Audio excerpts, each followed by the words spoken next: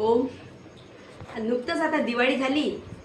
आपण खूप असं पंचपक्वान्न खाल्ले. चकली, करंजी, शंकरपाळे, शेव, जड असं मैद्याचं, बेसनाचे पदार्थ खाऊन खूप कंटाळा आला.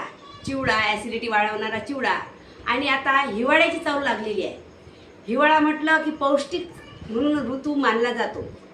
हिवाळ्याच्या सुरुवातीला आपण जर याप्रमाणे बाजरीची भाकर, ठेचा, 5-6 लसणाच्या पाकळ्या, कच्ची कोबी, काकडी, टोमॅटो आणि भाजलेले ज्वारीचा पापड, साधा पापड असं खायला सुरुवात करायची आहे.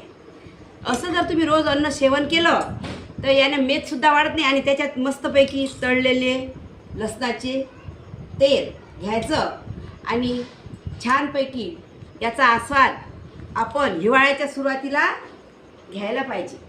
असं जेवणात रोज जास्त तेल, ऑइली नको आणि पौष्टिक असा आहार आपण रोज सेवन करा आणि खरोखर आपलं आरोग्य चांगलं राहील.